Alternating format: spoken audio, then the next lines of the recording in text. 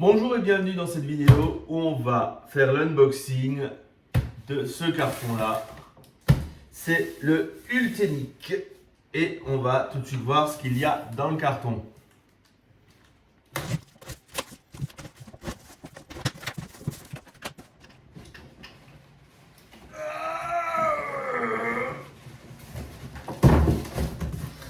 Poussez madame, poussez!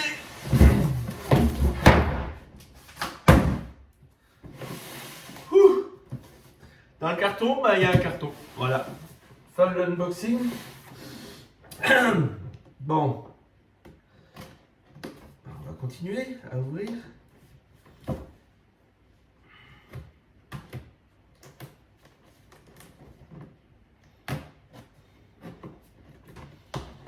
Oh.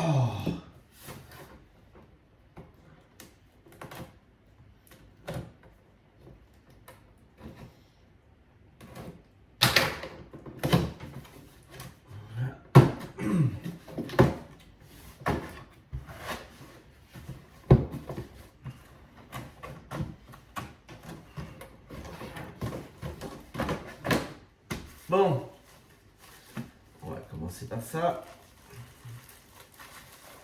C'est une lingette avec une petite fenêtre au milieu. Voilà. Donc on en a une.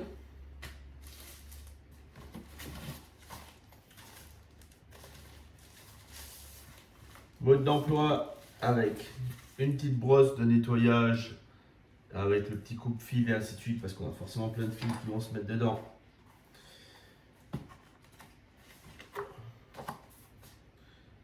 En plus, il y a du français. Donc on va essayer de le trouver. Ok, ça a l'air de... Ça va le faire.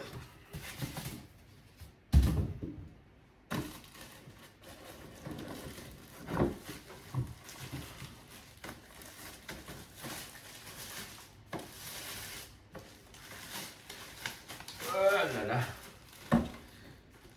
Qu'est-ce que c'est que ça? Hop là. Donc on a l'aspirateur avec plein de petits caches à retirer pour que le bumper fonctionne.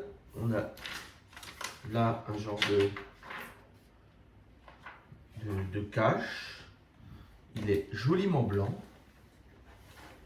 Vraiment c'est joli. C'est beau. En dessous on a ici le réservoir. Alors est-ce que j'arrive à le déclipser? Ouais. Donc, réservoir à poussière avec notre filtre et pas pour le nettoyage. Et là, j'ai un réservoir d'eau. Donc, tout est intégré dans ce réservoir-là. Les brosses, les roues, les patins de charge, une seule brossette. Hein, j'en ai déjà eu un coup avec deux. Là, il n'y en a qu'une. Sinon, il est très joli. Hein. Là, on a... Ouais. Un joli petit truc. Ensuite, télécommande. Ouais, c'est le truc que j'utilise jamais en fait. La télécommande, j'avoue, je ne l'utilise jamais.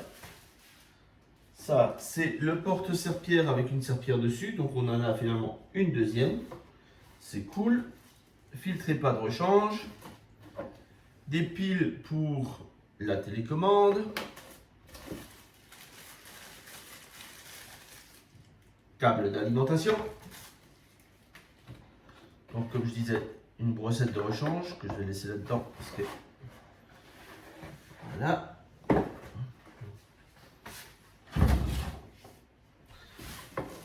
Et je vais enfin pouvoir vous sortir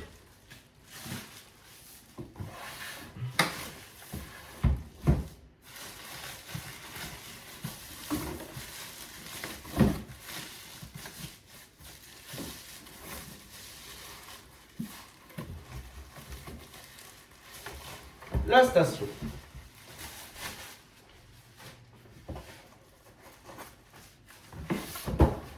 on n'a plus besoin de ça.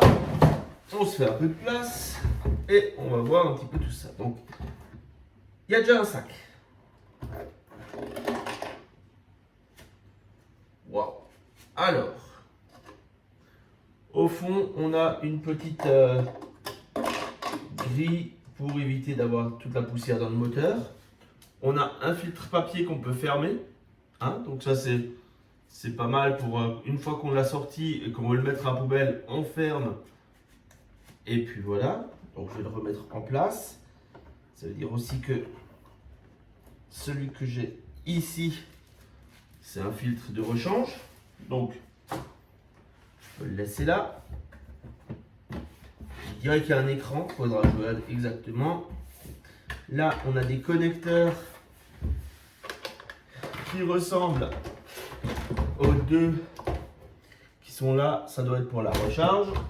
Voilà, donc ça va venir se mettre comme ça. Et on a le connecteur d'alimentation. Maintenant, ce que je vais faire, c'est que je vais le mettre en charge. Et une fois que ce sera chargé, eh bien, on va pouvoir tester toutes les fonctionnalités, voir comment il se débrouille. Et puis vous faire un petit retour sur cet aspirateur. En avant pour le branchement.